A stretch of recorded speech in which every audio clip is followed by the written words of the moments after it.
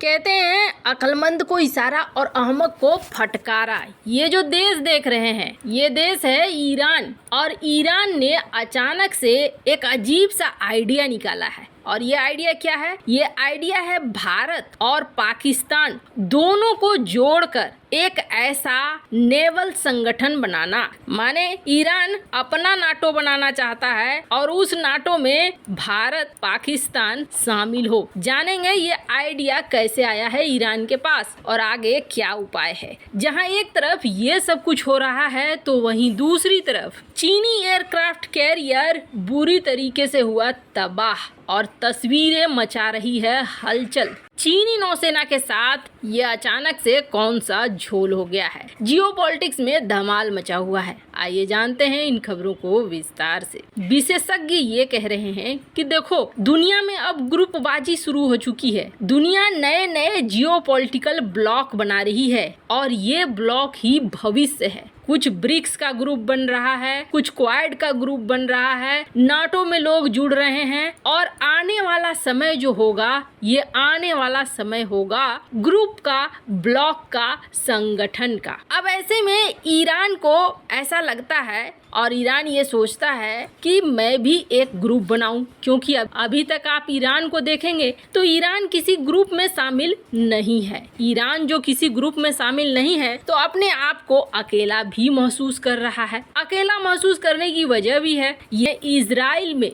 ये मुलाकात हो रही है। इजराइल के नेतन्याहू जो पीएम है वो बैठे हुए हैं और एक ड्रिल, एक अभ्यास किया जा रहा है। इस अभ्यास में ये तय किया जा रहा है, देखो अगर युद्ध होता है तो फिर हम ईरान के साथ कैसे युद्ध लड़ेंगे, कैसे हम बैठकर सारी चीजों को देखेंगे। ये स्क्रीन पर आपको बड़े बड़े स्क्रीन भी दिख रहे होंगे, बड़े बड़े नेता भी बैठे हुए दिख रहे होंगे। ये जो महामंथन है, ये महामंथन बता रहा है कि इजराइल तैयारी कर रहा है ईरान पर हमले के लिए। क्यों कर रहा है? क्योंकि ईरान ने ये कहा है कि हमने भैया हाइपरसोनिक मिसाइल बना लिए। वैसे ईरान का ये दावा कितना मजबूत है ये कहना बहुत मुश्किल है और इस पर कमेंट करना भी आसान नहीं है। हाइपरसोनिक मिसाइल अभी तक हम लोग नहीं बना पाए हैं, जबकि हमारी टेक्नोलॉजी ईरान की टेक्नोलॉजी से काफी बेहतर बताई जा रही है। ऐसे में ईरान का दावा कितना सही है ये तो ईरान ही कह सकता है। पर ईरान के मन में एक ख्याल आया, ईरान के मन में ये ख्याल आया, ये जो इलाका देख रहे हैं, ईरान है, कुवैत है, Saudi Arabia, UAE, Oman, Pakistan और भारत, इनको मिलाकर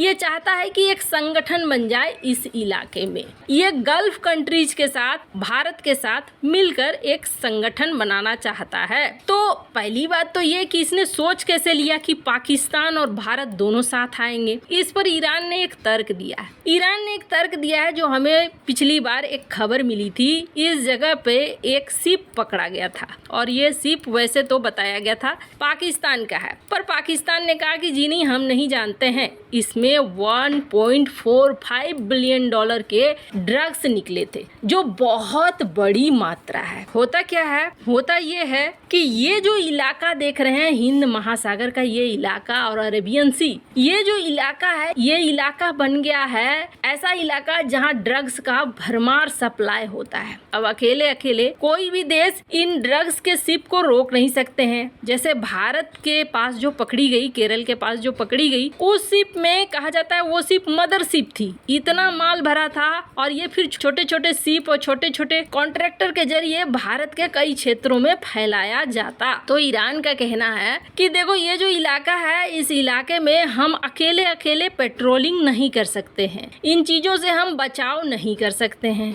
ऐसे में तुम भी साथ आओ, तुम भी साथ आओ, तुम भी साथ आओ, तुम भी साथ आओ, तुम भी साथ आओ, और सब मिलकर हम यहाँ पर एक जॉइंट संगठन बनाते हैं जो पेट्रोलिंग करेंगे, जो यहाँ पर हितों की सुरक्षा करेंगे। सुनने में सब कुछ बहुत अच्छा लगता है, लेकिन इतना अच्छा है नहीं और संभव भी होता हुआ दिख नहीं रहा है, क्योंकि हाल में ये देखने को मिला है टेंशन और भी ज्यादा बढ़ता जा रहा है अमेरिका और ईरान के बीच में। हाल में ईरान ने अमेरिका के टैंकरों को जबरदस्ती पकड़ लिया, जब्त कर लिया, जिसके बाद अमेरिका ने अपनी नेवी भेजनी शुरू कर दी। तो हालात तो ऐसे नहीं हैं। अभी हम देखते हैं पाकिस्तान हो या भारत हो, अमेरिकी प्रतिबंधों की वजह से ईरान से ये तेल ही नहीं खरीदते हैं, तो क्या इस संगठन का हिस्सा बनेंगे? खैर, ऐसा लगता है जैसे ये दूर की बात है। इजराइल और अमेरिका से दोनों में से कोई भी देश पंगा नहीं लेगा। पर हाँ, ऐसा नहीं है कि इस तरीके के युद्धाभ्यास नहीं होते हैं। विपरीत लोग भी युद्धाभ्यास में साथ आते हैं। जैसे कि आप देख सकते हैं, इंडोनेशिया एक युद्धाभ्यास कर रहा है, जिस युद्धाभ्यास में चाइना, अमेरिका, भारत, पाकिस्तान ये सारे आएंगे। 49 देश इस एक्सरसाइज कोमोडो नेवल ड्रीम्स में शामिल हो रहे हैं। तो ऐसे में एक युद्धाभ्यास करना बहुत बड़ी बात नहीं है, लेकिन एक संगठन बनाना ये बड़ी बात जरूर है। खैर, जहाँ एक तरफ ये सब कुछ हो रहा है, वहीं दिल दहलाने वाली चीनी नेवी से ऐसी तस्वीरें निकलकर सामने आ रही हैं। चाइना नेवी में बड़े तामझाम और बड़ी ही खुशियों के साथ एकदम सजा बजा कर, जैसे कि लग रहा था बारात निकल रही है, वैसे इन्होंने अपनी सेना में अपने नए एयरक्राफ्ट कैरियर फुजियान को शामिल किया था। फुजियान को शामिल करने के साथ इन्होंने बड़े बड़े ऐलान कर दिए थे। चीन का ये टाइप 003 एयरक्राफ्ट कैरियर चीनी राष्ट्रपति शी जिनपिंग का सपनों का प्रोडक्ट था। क्यों? क्योंकि चीन के इस एयरक्राफ्ट कैरियर में पूरे तरीके से ये ऐसे सजाया गया था, ऐसे फीचर्स डाले गए थे जो फीचर्स अमेरिकी एयरक्राफ्ट कैरियर के पास है। इसमें इलेक्ट्रोमैग्नेटिक कैटापुल्ट सिस्टम लगाया गया था। अब ये कौन सी बला है? तो साधारण चीज में समझिए, जब रनवे पर एयरक्राफ्ट दौड़ता है तो उसके पास एक पर्याप्त जगह होती है उड़ान भरने के लिए, लेकिन जब एयरक्राफ्ट कैरियर पर ये एयरक्राफ्ट दौड़ता है तो इसके पास पर्याप्त जगह नहीं होती है। एक छोटे से ही जगह पे इस्तेमाल करके इन्हें अपने आप को टेक ऑफ करवाना पड़ता है। तो इसके लिए अमेरिका इस्तेमाल करता है इलेक्ट्रोमैग्नेटिक कैटापुल्ट सिस्टम, और ये सिस्टम चाइना ने अपने इस फुजियान एयरक्राफ्ट कैरियर में लगाया था, और इसलिए ये बहुत खुश था। फुजियान एयरक्राफ्ट कैरियर का डिस्प्लेसमेंट करीब 80,000 टन से अधिक है। ऐसे में आप समझ लीजिए कि ये कितना बड़ा एयरक्राफ्ट कैरियर है। लंबा चौड़ा, लंबाई 300 मीटर, चौड़ाई 78 मीटर। लंबाई और चौड़ाई की तुलना में ये अमेरिका का सबसे आधुनिक एयरक्राफ्ट कैरियर यूएसएस गेराल्ड और फोर्ड के बराबर है। चीन का फुजियान एयरक्राफ्ट कैरियर बड़ी संख्या में लड़ाकू विमानों को ऑपरेट कर सकता है, और इलेक्ट्रोमैग्नेटिक कैटापुल्ट सिस्टम के कारण एयरक्राफ्ट कैरियर से भारी भरकम लड़ाकू विमानों को भी टेक ऑफ करवाया जा सकता है। फुजियान एयरक्राफ्ट कैरियर में चीन ने